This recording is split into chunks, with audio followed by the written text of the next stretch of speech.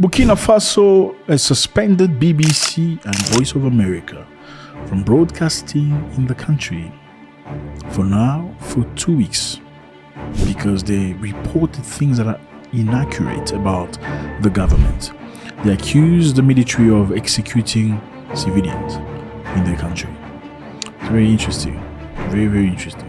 On February 25th, 2024, more than 200 civilians were killed by Burkina Faso's military in 2 villages in the country's north.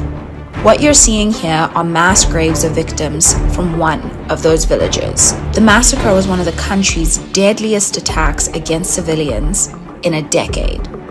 Army abuses are commonplace in Burkina Faso. The military has repeatedly carried out mass killings of civilians they accuse of supporting Islamist armed groups.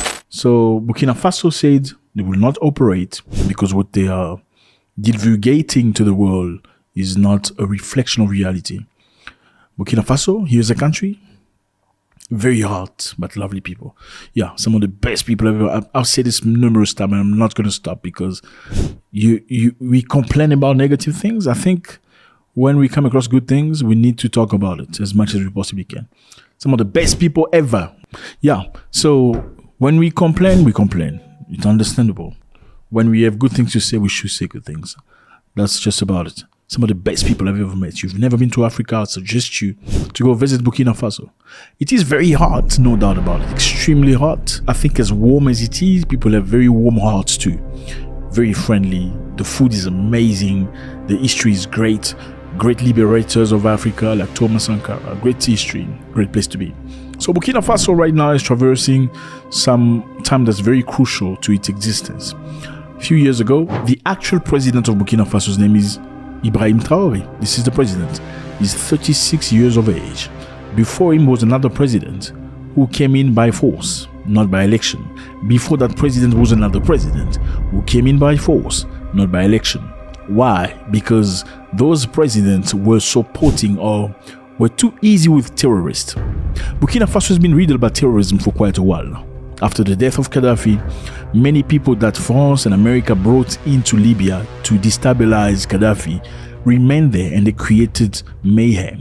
They became the terrorists. That's point blank. If you don't know it, now you know it. Terrorists never existed really at this scale before that. It's after Gaddafi's death that terrorism rose to power. Now, this young man, unlike his predecessors, Ibrahim Traoré has been working very, very hard for his people. He doesn't want anything to do with World Bank. You know, World Bank is the institution that gives people money, give countries money. Let's say a country needs to build hospitals and they don't have the funding, they will go to World Bank. Country need to build infrastructure, build road, they will go to World Bank. And World Bank will give them money and they will build the infrastructure. But it's never for free. You have to reimburse the money with so much interest. And World Bank hold the rights to tell you which company you have to utilize in order to build your infrastructure. So it's not really money that you borrowed. Basically, you're selling your life away. And also, World Bank holds the rights to ask you what kind of policies you're using for your people before they borrow you any money. So they have a say in your local politics. Your internal affairs are not internal anymore. Ibrahim Traoré took power, refused to take his salary as a president. He said, pay me as a captain. I don't need salary as a president. Okay? He said the money that we need, instead of asking from World Bank or IMF, we're going to get money from the people. He took a percentage of his money and put it in a basket and asking everybody to do so. And the majority of the people follow through. So everybody's salary, they take a percentage from it, put it in a basket, and that basket will buy weapons, ammunition, and serve to the military in order for them to be ready to go and fight terrorism.